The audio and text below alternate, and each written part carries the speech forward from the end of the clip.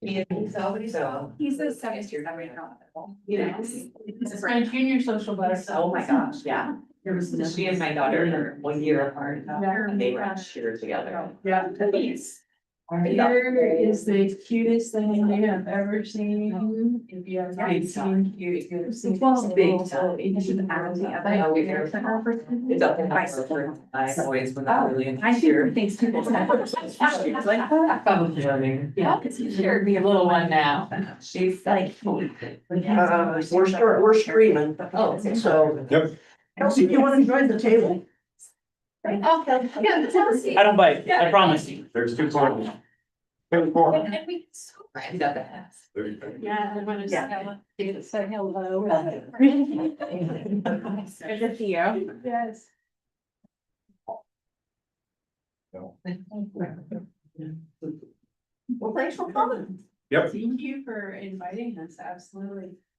I'll call us to order, it's the joint board meeting of King Valley Charter School and Pullman School District. I assume there's no RS, we would call a work session under. No, okay, good. All right, so calling us to order at 6:06. Welcome, and we have an agenda, looks like you guys have some for you. So we're gonna start with introductions, so definitely a couple faces I don't know. I guess I'll start. So Tom Footfell, I'm newly elected, this last term, got sworn in July, serving as the village chair. As some of you know, I served on the board from 2007 to 2017, 10 years before. It was supposed to be a 10 to a 15, but I got out at 10 on the behavior. So there's still hope, right? I'm standing here, let's see, I've got, do we have 2 years left? Yes. Yes. Over halfway through. Yeah. You're almost down to a year and a half. That's true, that's right. Yeah. Not that you're counting. No countdown. no. She doesn't have a paper chain at home. No, no. Yeah. We should try. It took a second to sink in. I'm Erin Gudge. I'm in my second term on the board here. And so this is like partway into my 5th year. No. My name is Ren Huff. I am the new business manager at Kings Valley Charter School. I was previously the treasurer of the board for Kings Valley Charter. Is that what I'm supposed to say? Is there more? Yeah, there's probably more questions about your position, but we've got organizational structure later, so that'd be good. We'll start on that. Okay, I got 3 babies. I've got 3 young gentlemen. They can be. Okay, good. At KV, in 3rd grade, 7th grade, and 9th grade. I also have a 9th grader right here in science. I mean, not right this moment, but Like, occasionally. That's my youngest, so it's a little different kind of year. I'm Diana Barnhart. I'm no longer a board member. I am the board representative for Kings Valley Charter School. I'm Beth Benaki. I don't even know how I've been on the board. Eons. We don't have a while. I am a founding member of the Kings Valley. Yeah, I have 2 kids that went to school there. My oldest started when she was 3 years old. Graduated high school there, went to OSU, got a degree in ecological engineering, and now she lives in Boise, Idaho, where she works as an engineer. So yeah, she was a success story. Really cool. I know. It's like a little while. But, yeah. John Corbin, board chair. Thanks to Sally. I had 3 children out at KV. One of them graduated last year. He went off to the army. And 3 years. Then about 18 months ago, Sally one day said she was stepping down and nominated me. With no prior notice, and here I am.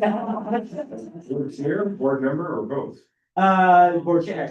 Yeah. You were already on the board at that point, yeah. He passed. Yeah. Even though I live in Independence, it's okay. We had to get over that. I know. We should say Linda North is not with us tonight, and Linda is our other board member. So the board has 3 members, right? 3 members. We have Brad also, so. Right. So is the intention to put another person? Yes, Oh. I mean, 5 would be Five. ideal. Yeah. The intention and the, you know, results of the intentions are just not quite lining up right now, yeah. Yet. Great. I'm Kelsey Gradiana, Student Services Director for Fulham School District. Ryan Cheaton, the second half a year on the board.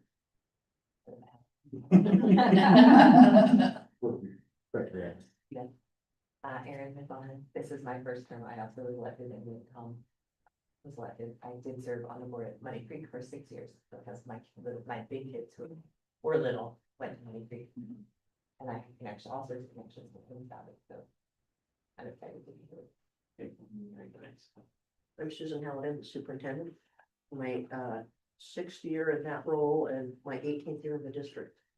And I can't believe that it's been that long. Adult sister. Wow. Nice.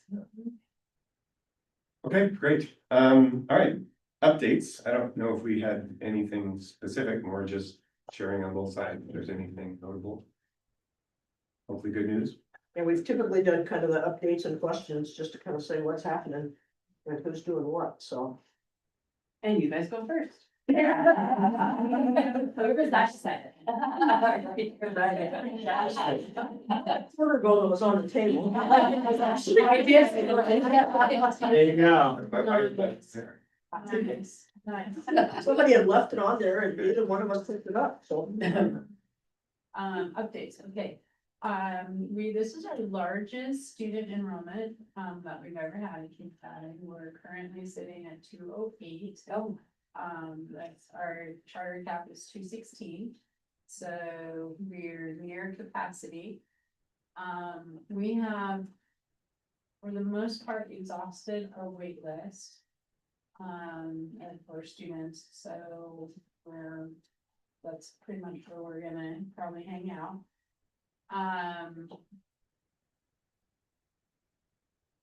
Still 1/3 Philomath area, 2/3 Dallas, on the Independence, so we're still real close to that, which has been an historic break for King Valley. And a lot of that is still really given where we are to all of those district lines. I should include Dallas in that too, Fall City. There's been a little bit of some families coming to us from the Lucky Mute charter schools, so we've had probably 7, 8 students come from Lucky Mute charter school recently. Which was 3, 4 families. Teachers turnover, we've had pretty consistent teachers. We've had 2 new staff members this year, and it's not teaching PE, hallelujah. So we found a PE teacher, and that was a long advertisement. We did have an elementary teacher retire, or leave, not for any other reasons except for her husband graduated college and got a job elsewhere, so. But we hired in elementary school, so 2 new teachers, but, regular staff consistent beyond that. Still doing transportation with Fall City. That is one of our charter third-party people. Still providing our own lunches, which is also part of our charter to provide our own lunches. How long was that part of the charter? Provide our own lunches. How long has that been in the charter? Like, since beginning? Oh, yeah, Yeah. yeah. Yep. And the meals were independent of the district, again, no. Yep. Delicious. Yes. Thank you. Yeah, yes, we're always. That's one of the things that I love to be proud of. That was one of the monopoly things when we started the school. Mark had this brilliant idea to give us all monopoly money as a community, and then we stuck it where we wanted. A lot of people went for the Olympic sized pool. but that one is still on the wish list. Be thankful that you did not make that decision. Yes. Any experience with that, literally something on the board people Yes. voted for? Yes. Well, it was, I mean, it was like a. fish. Yes, but even the fact that it was Olympic size. is- Yes, it was. Yeah. Would have had to buy second monopoly. We would have, To have absolutely. But You can have our pool. yeah. I don't know that I can afford that. Yeah. My point exactly. Yeah. If it was around. Scratch cooking. Yeah, scratch cooking, local sustainable ingredients, absolutely. Is the chicken coop finished? Chicken coop is finished.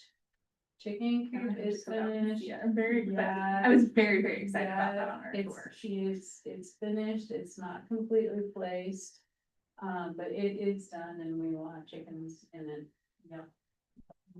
They're building another one, if you would like to purchase the second one, they're building another chicken coop and they're gonna sell that one to recoup. I like it. I love it. Wasn't there a goat being donated right Yeah. after? I'm gonna borrow a goat, yeah, the borrow of goats, cause I don't wanna own a goat, I mean, that's just not quite so. So, No, I don't know. Who takes it home over the summer? Right. I mean, forever sheep, cows, pigs, you know, that's more my gig, goats. So, Just back on lunches, so in Plymouth, I know we've been on student body wide free breakfast and lunch. Same thing. Same thing. Okay. yeah, we are a CEP school, Okay. in fact, this is our second year being a CEP school. There are challenges, of course, associated with that, there's grants that if you can't figure out how to figure closely related to do the math to, but yes, we are a CEP school. We serve typically about 140 lunches a day, which is, we're 208, so we're real close to 2/3 of our students are enjoying a meal. Anywhere from 75 to 50 breakfasts, a morning, so we serve a high number of our students. We have an interesting setup that most of the schools here do breakfast before school starts. Great. Mhm. The middle school has changed theirs to, and it's been a while since it's been this way, where they wait till like after second period at morning break. Great So breakfast. at 10 o'clock Yeah. is when they'll do their breakfast instead of before school in the morning. And they are probably the highest quantity Mhm. of students who eat breakfast Mhm. anywhere in the district. Yeah, breakfast after the bell is an interesting option. Yeah. Yeah. It's a big, my middle schooler, well, when my kid was in middle school, loved that was the option. Yeah, they just found that Preferred there it. were some kids that had food in the morning Mhm. before they came to school. And so if you offered it up at 10 o'clock, by that point, those little bodies, well, not so little bodies, are ready for something to You eat. just want second breakfast. Yep. Well, you also have That's self-respecting for all those, some of those families that struggle to get Yeah. just the Right. time to get breakfast on the table. Absolutely. They're also the ones who struggle to get their kid there early enough to get the breakfast, right? That's So- true. Absolutely. Did that correlate with any better outcomes? Has there been any measurable or any data around any of that? All pretty subjective, Oh, yeah. just in terms of, they find that kids are more attentive in the later portions of the morning. Mhm. And kind of like it gives them that second wind, or that boost, Mhm. to get a little bit of something in them. And then it's really about, my choice of what I'm gonna do for my break. I'll go get something to eat, but it really has been a rejuvenator that they're seeing, behaviors less. Just in that span of Yeah. time, Mhm. so, it's been pretty interesting to watch. That makes sense. Yeah. No, we get grumpy when we don't eat. Little ones are burning through that so fast. That's why. Yeah. All right. Worse than an angry 12-year-old. Right. My husband would say angry 40-year-old. I was just gonna say that, I was about to recant that. offer a snack similarly at that time, so it's a non-reversible, but we do have grants. As Ren is very shamelessly promoting, to support. And Red's helped us with that Yeah. shameless promotion too, so it's all good. I'm here. Yeah. Because we do agree that food is important, particularly the last couple of months. So, Yeah, yes. sure. And then, again, I'm just maybe catching up, they get back on the board, the charter was renewed just last couple years. It's been more than that, 4 years, On a 10-year charter. yeah. Yeah, so I think 4 is right. 4 is right. and 2021. Yeah. Yes, so Mark and I worked with Susan, 4 years ago to review the charter, it's a 10-year charter.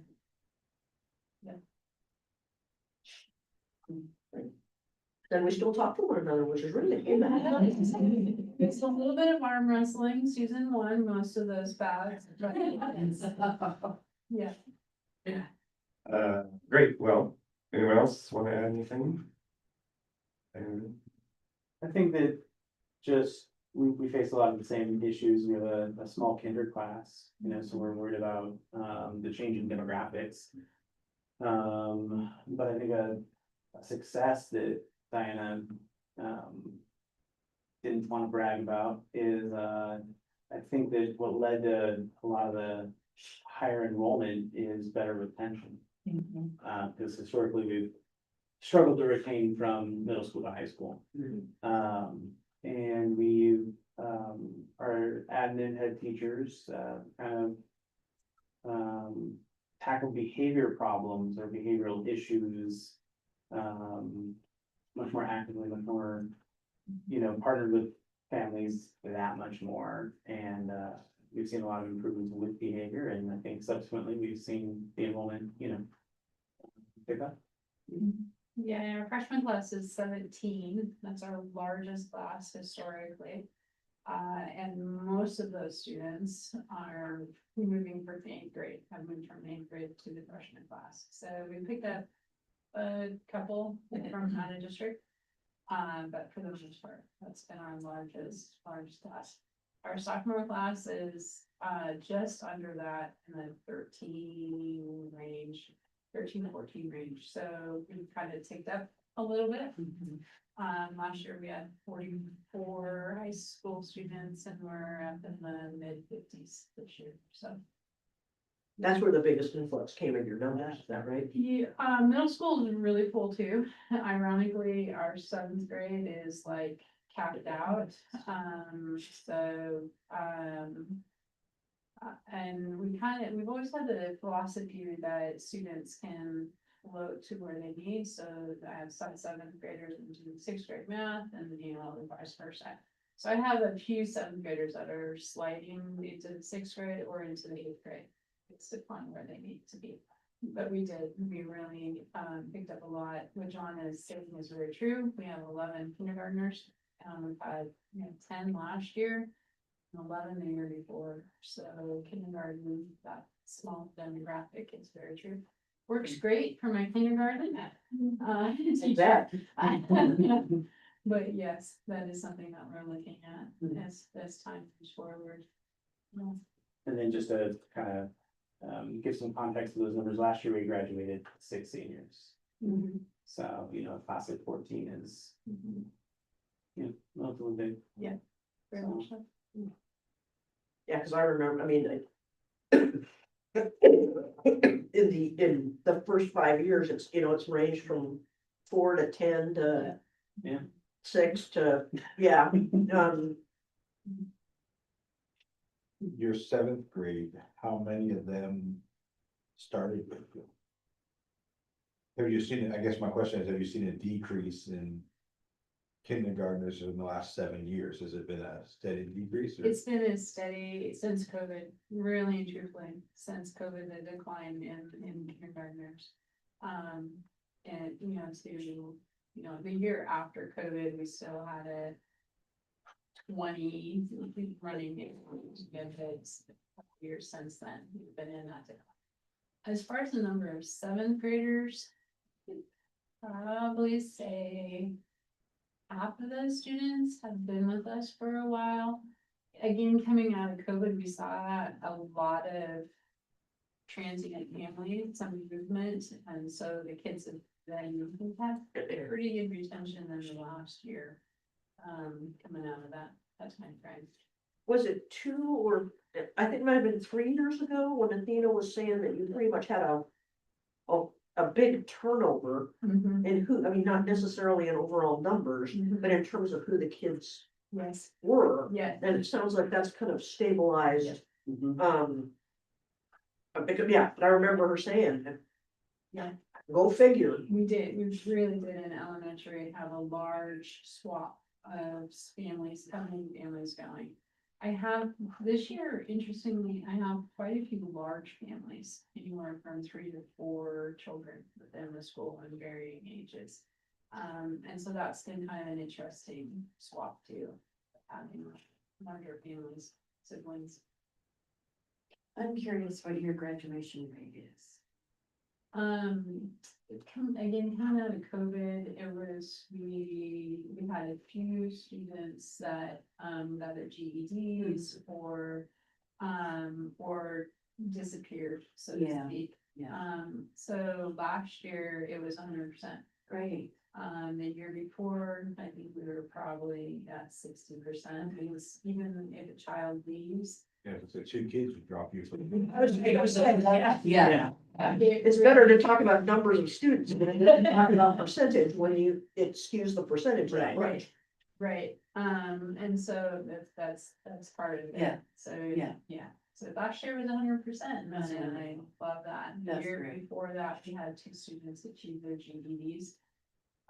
One of them chose to walk with us and graduate, so that's a piece of that too. Great. Historical fact, I was appointed to the board in 2007 to fill an empty seat.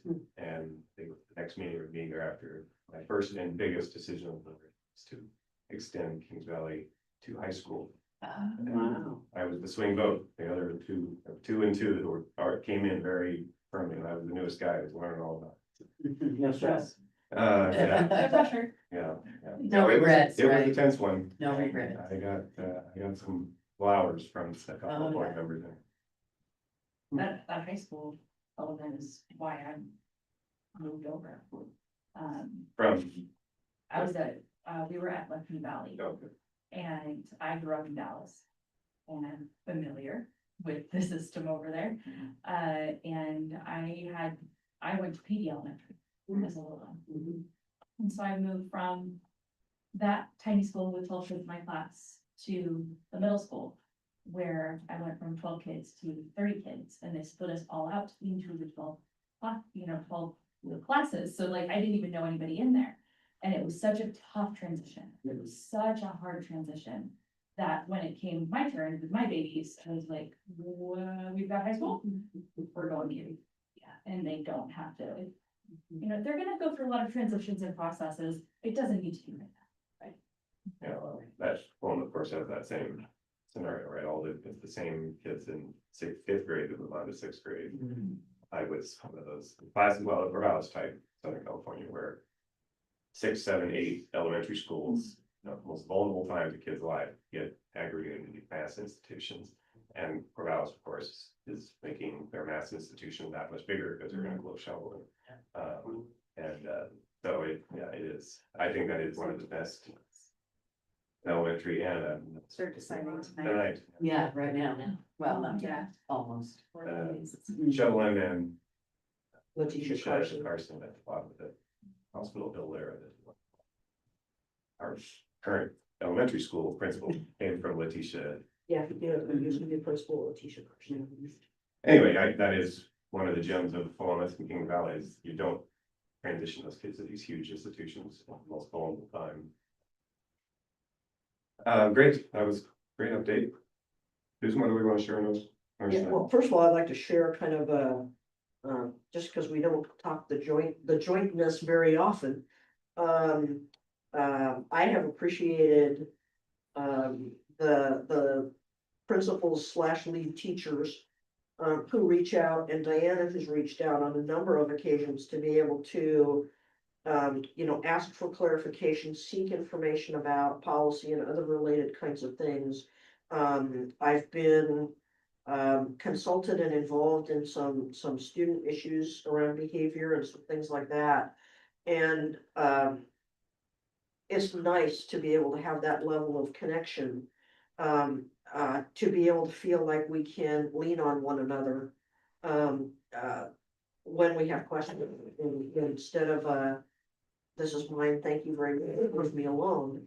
Or you're not ever to call me, so that's been greatly appreciated in terms of the connection and being able to do those things. So it's been good. And we'll talk a little bit later on the status of special education of we pressed hard. And so we want to hear about what the special education changes have done. But that was, Kelsey was all over that one. To be able to say, can we look at how we do business a little bit different? To be able to see what we can make happen for kids. So it'll be exciting to hear about that stuff. So we also continue to partner around the integrated guidance grants and things like that, keep us connected. And Sorry, what was that? the integrated guidance, so which is the Student Success Act and high school success and all. And some of the programs Kings Valley asks for their own funding. And I think there's only one now that, It's high school success. yeah, that we asked for and pass it through as Yeah. the so- plan. Yeah, so SIA, we're partnering in SIA and then high school success, we're our own entity. Right. Within that, so yeah. Yeah, so it's just making sure that, we stay coordinated in reporting and planning, and I think we've been able to maintain a nice balance of the goals can be established in such a way that there's no saying, well, you can't do that because it doesn't match the goals. That we've been able to come up with what we need to be able to meet the needs at both schools.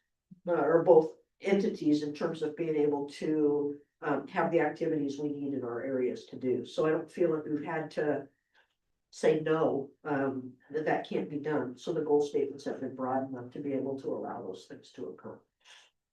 Yeah, to double back on that, we had to create stakeholder surveys. And since some of my families have younger students and then older students move on, we shared the stakeholder survey information with the district. Our goals and outcomes match very, very closely Yep. with what the district goals and for SIA.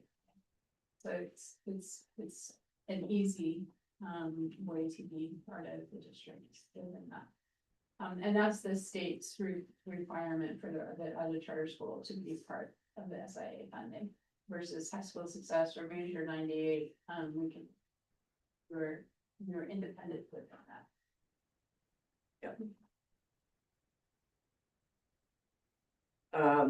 And I think on our front here, especially, it's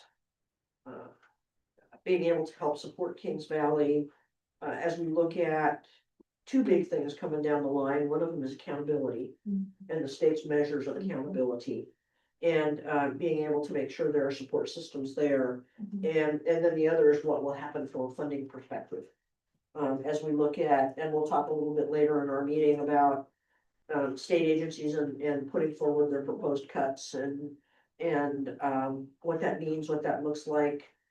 The options for rainy day fund or the education stability fund, if those might be tapped to be able to help out with some different things, and really trying to be thoughtful in how that works, but being able to continue walking down the road of that information. So Which very much so, as far as tying in with the accountability piece, the charter school will state required additional goals that we will partner with the district on choosing local goals, as well as interim testing to share information with the board 3 times a year.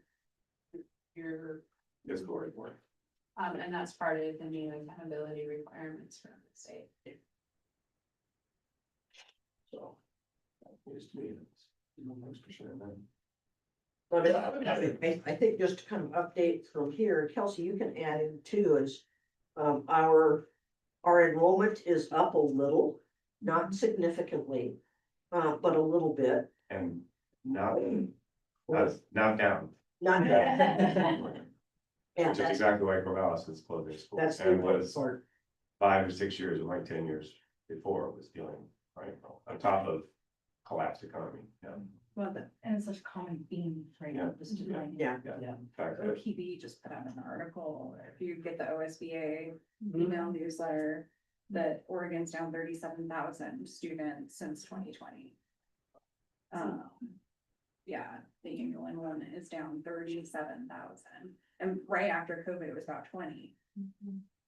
So it's continued to decrease. Part of that's because birth rates stagnated for a little while or dramatically went down, and we're seeing that. I bring it up probably far too often, but that's why our kindergarten numbers are low, is because people were choosing to not take the risk during COVID and the year or two after, but, yeah. Yeah, sitting in our regional meeting on Friday for OSBA, we were the only district in the group that had non-declining numbers. Wow. Really? Yeah. were you there? Yeah, I was in them. I wasn't. I was- So I was sitting in the front, You all- we're actually in the back.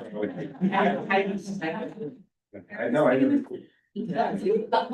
Oh, no. Are not declining, I mean, Mhm. we were able to say we have higher, like, we're like slightly, it felt a little bit. Like. You're rubbing it in. braggadocious. Did we dare put it out? It's been like that for the last 2 or 3 years, that we were the only one that, even when we had a drop, our drop was so much smaller than other districts. So what do you We guys, don't wanna question it, we don't wanna know what we're, no, I'm just well, kidding. but, I mean, just as a, after action is, what do you guys attribute that to? What, how do you celebrate that success? What is driving that retention? We're a great district. I agree. Community, Yeah. I- Plymouth is it is affordable housing within the greater Corvallis area, so. And they're solid. So people. Yeah, that's a huge, I mean, it's, And appreciating, yeah. It, They- I mean, we've always had a much higher transfer in rate than, Corvallis kids wanting to come here versus the other way around, right? I mean, it's like, we'll get 80, they'll get 20, right? The numbers aren't, I mean, it's just 4x. So that's it, which goes to the quality of the product, right? And then the other thing is, despite all the, villagers who get frustrated about developments, we had that. I live just right across from the elementary school, and South 16th Street used to dead end at the public works yard. It still dead ends there, but on the other side of that now it continues on. There's that whole new Miller Pond development. And there are lots of kids who are in my kids' class who live there and have now elementary school age kids, and they would not be living in Philomath if those houses, my guess would be, were not there. And so I think there have been pockets of development, that's definitely. Yeah, 2 new apartment complexes. Yeah, in the last oh, yeah. 5 years. So that sounds speculation, but that's what I Yeah, mean. I mean, the population has gone up by, I think, like 10% Yeah. in the last 10 years. And I think a lot of it is trying to South Carolina, a lot of, there was like a very clear age gap, like all of us were like the same age. And then there was a gap in kids, like the last week coming down Tiger Island and thing, so. Most of the people at my age have kids my kids are in elementary, middle school now.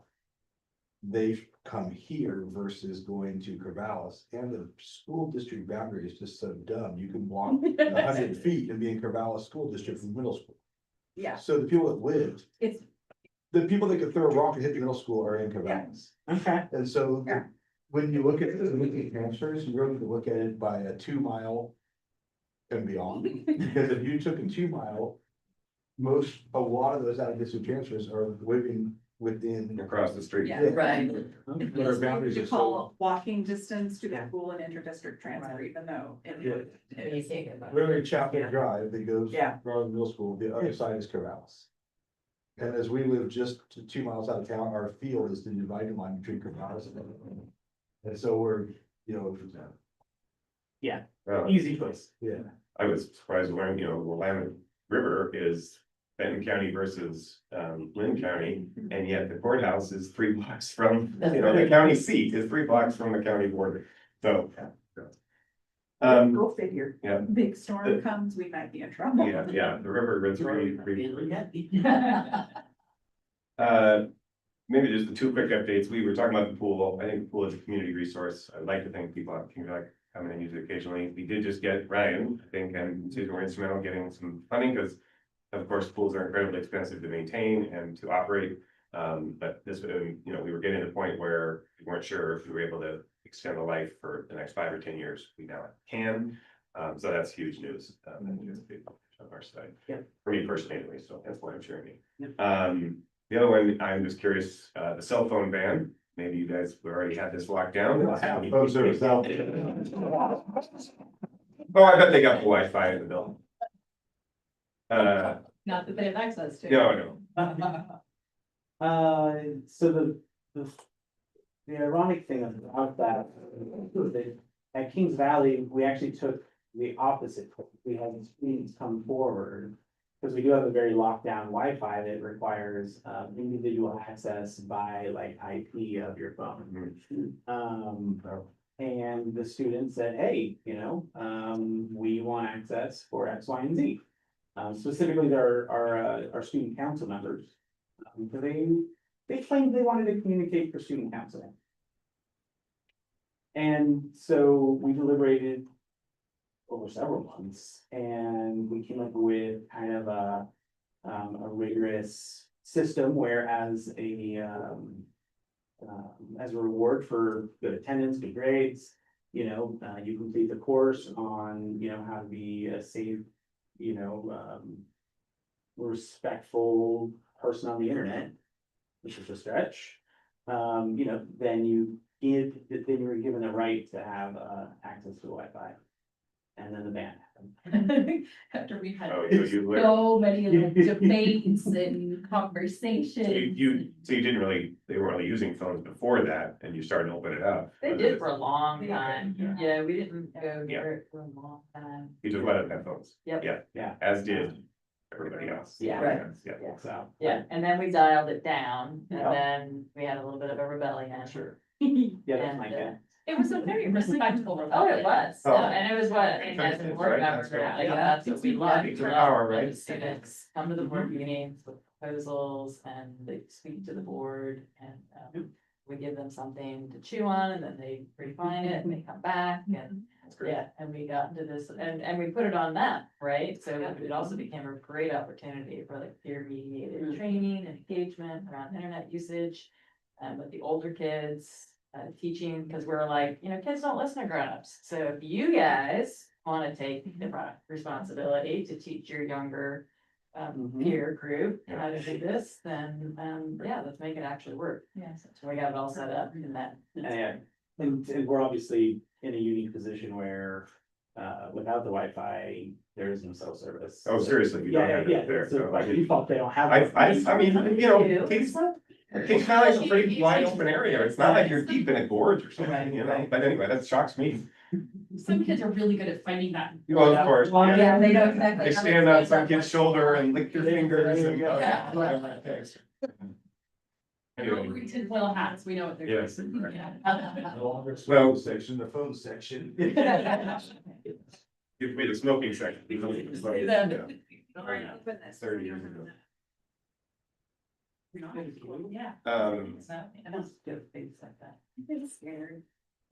Well, it has gone very, very well here. We, several as we mentioned, we're at the Oregon School Board Association last weekend, and I asked it there and in our regional meeting, and universally, if you let it go, it's going really well. I think we're all grateful that we could blame the governor, Yeah. so that made it a lot easier than the project, so we were heading this way anyway. I mean, I think we were, you know, but this made it much clearer and much easier. And the results have been very impressive. The kids are actually engaging with each other. Yeah. And the teachers appreciate that they're not constantly saying, put your phone away, put your phone away, put your phone away.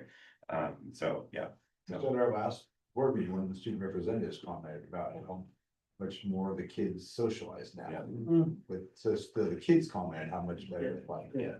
And so how did you guys implement that? Is it with a bag system or how do you guys, No, can't see it, can't hear it. got it? That's Yeah, it. That's kind of. They can have it in their pocket even if they want, as long as no one sees it or hears it. Got it. And then, Simple. and what I hear, and again, I'm obviously not No, building, you're, that's, but what I hear is the kid who pulls it out, it's out of habit. It's not out of, I'm trying to break the rules or I'm trying to get away with something and someone will point it and they'll quickly put it away. And yeah, so it's, you know, I really thought the kids were gonna get over it very quickly, and appreciate that there's way more to life than that. And it was gonna be a handful of parents who were gonna have a problem with it, and that's exactly what's happening. Yeah. Susan comments that she likes having kids do the phone on them, it was something they need to take a picture of. Yes. So she likes the fact they have it there, so if they see something, they need to get a video or picture of. Then they have. or if they need to make a phone call, they need to call 911. I don't want their phone pouch somewhere. Right.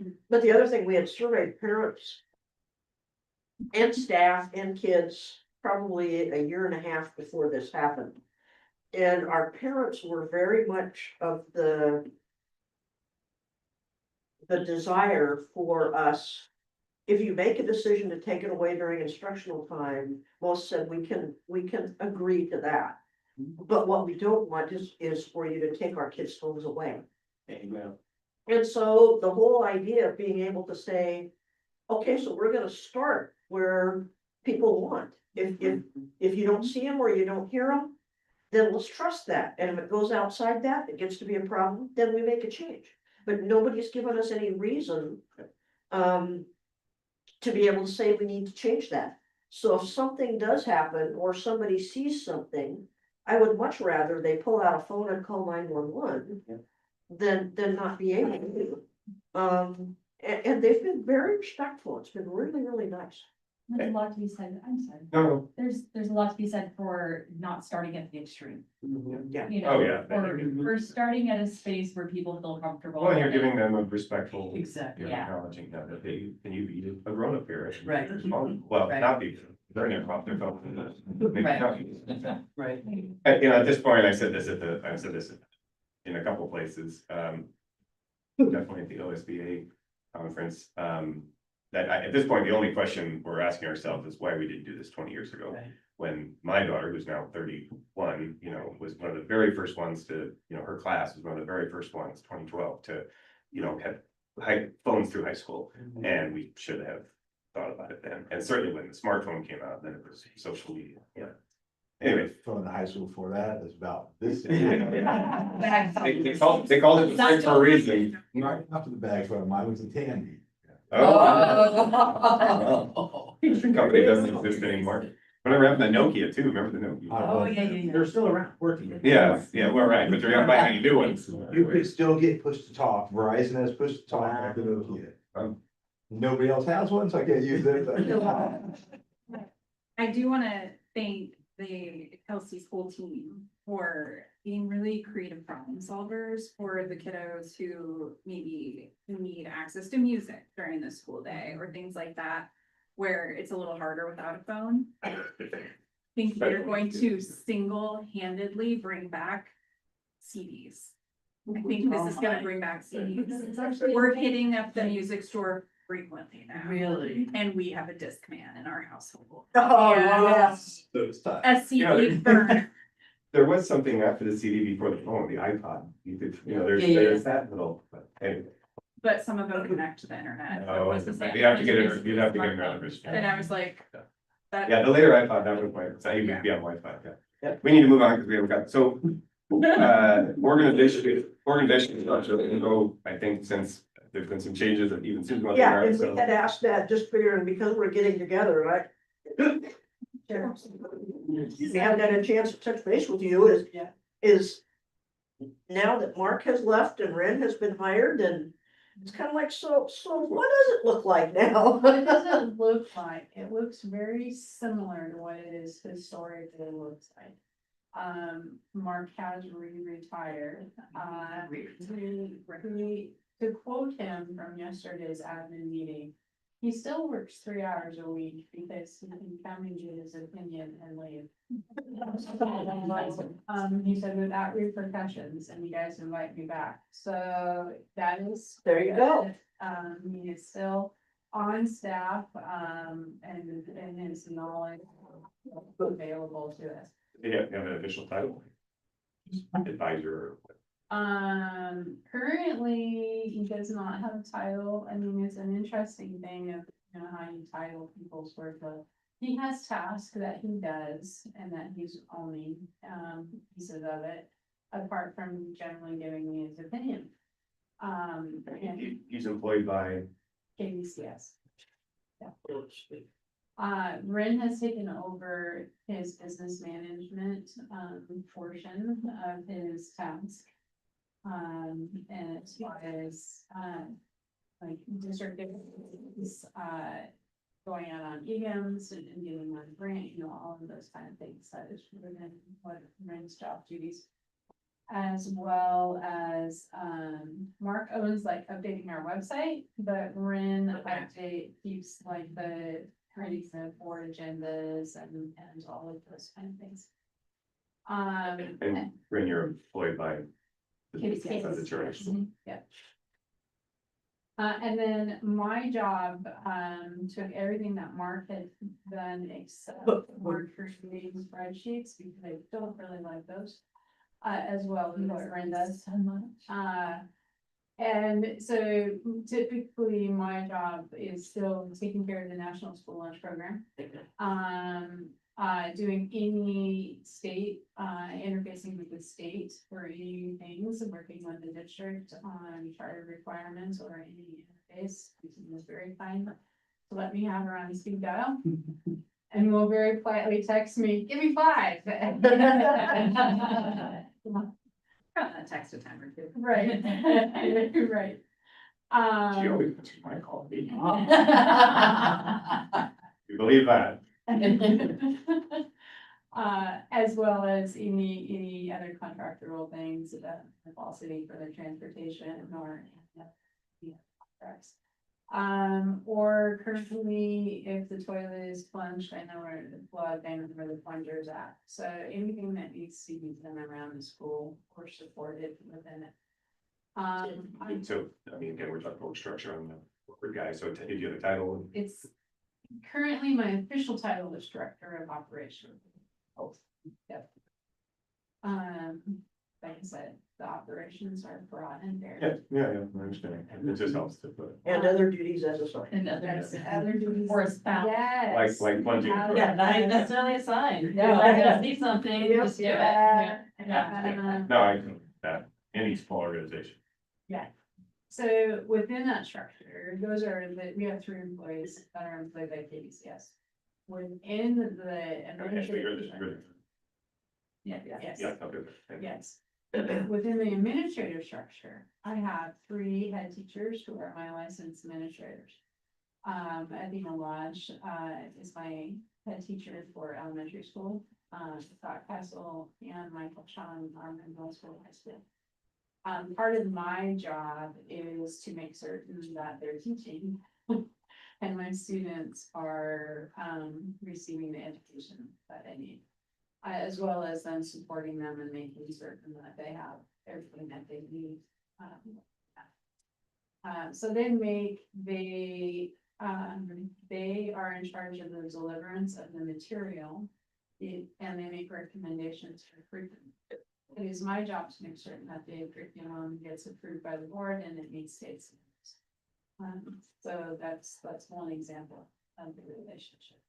So it is their job to investigate for, create attendance plans or behavior plans, but it is also my job to make certain that those are carried out and they're following the policy to make those choices. In the past, you had Mark, right, with originally the exec way back when, like a director, Jamin, et cetera. Do you have that title now? Does someone have that position now? That's basically what I'm doing, except Mark has always owned the business piece of it.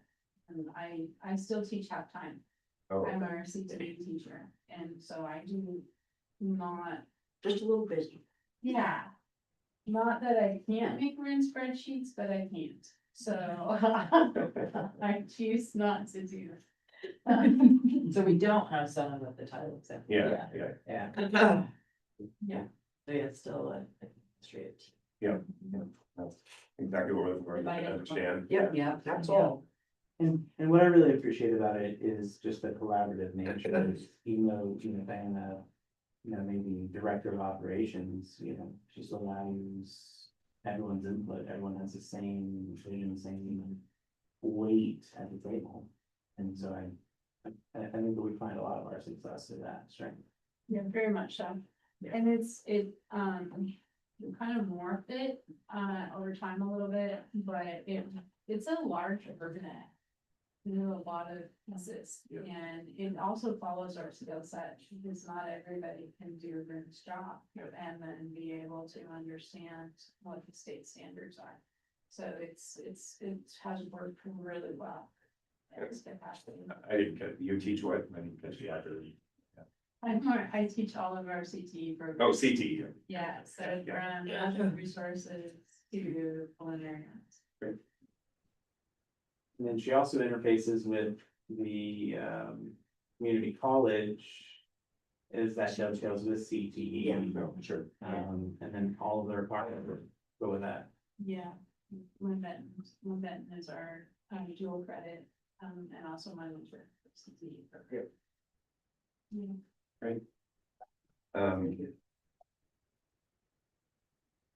Does that answer your question? Yeah. I think- No, it's right, and when I was looking at that.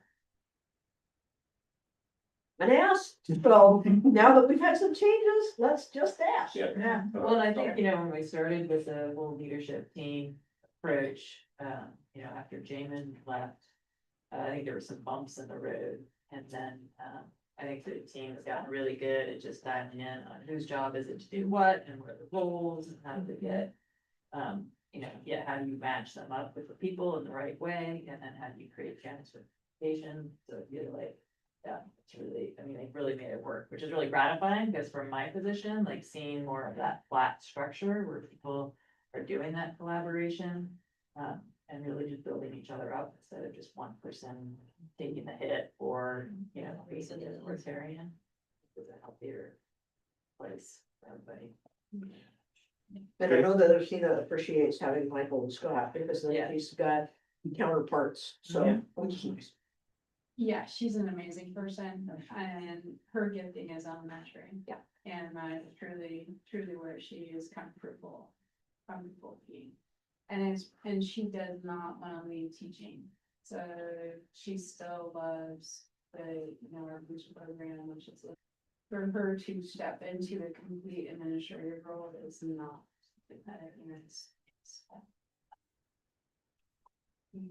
I'm really blessed to have people committed to education. Yeah. And the head teacher role, committed to be teachers. Yeah. As well. Absolutely.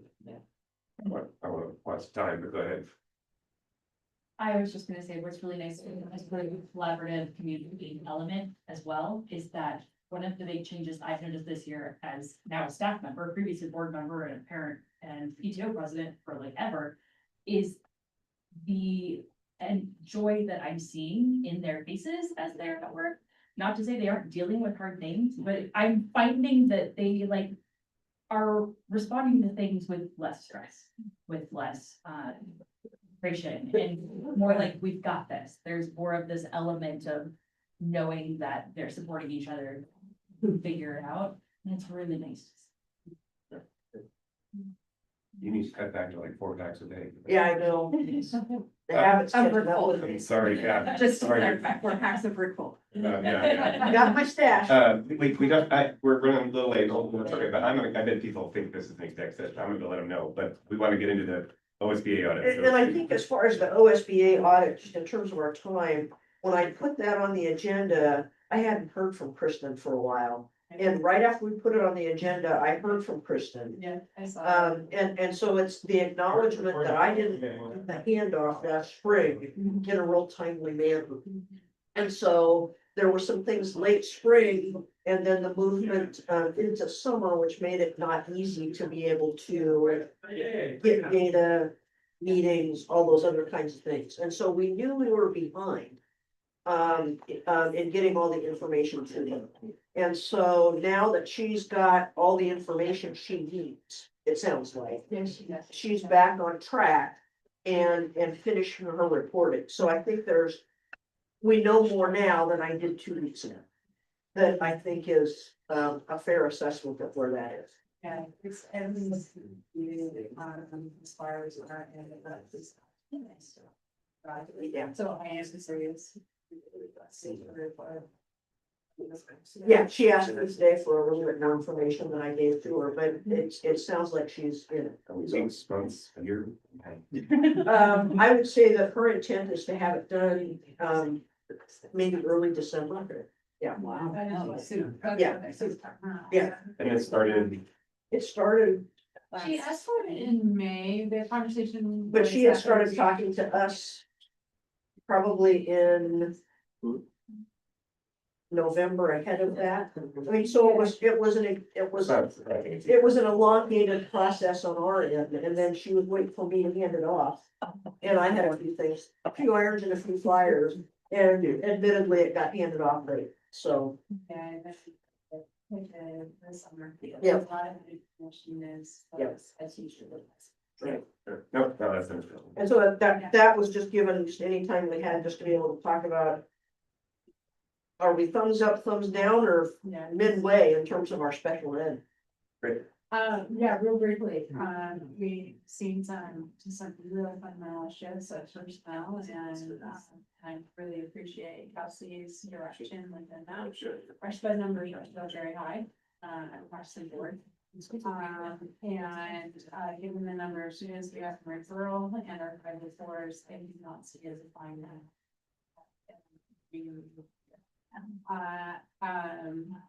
I would love to have another staff member, as always. That's on my wish list, but that's a difficult wish to achieve. And then through that income, there are working very hard and very diligent. What is your percentage of people on? this kind of program? About 25%.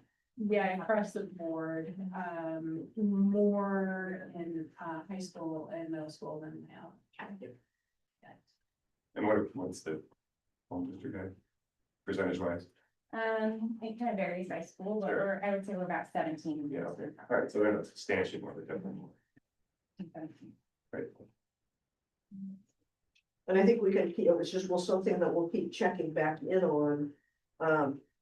Because if it's meeting a need, hooray, hooray. But that's kind of the way to be able, we want to be able to look at it and, appreciated the conversations last year to try and figure out how do we change this? And then, Kelsey said, well, how about this idea? And so, it's just always wanting to kind of keep an eye out for how it's going. Yeah, and we changed our funding, our SPED funding ratio of how we support or partner with that. And it has created some dialogue in our look back piece within the unit to make certain that we are partnering appropriate for the charter renegotiations. Excellent. Cool. Thank you very much. Thank you for making the trek into town. Maybe next time we'll come out to you guys. Maybe when it's not quite so dark at 5:30. But thank you again for making the trip in, and unless there's anything else, I'll close the working for the audience. So that's Awesome. for the audience.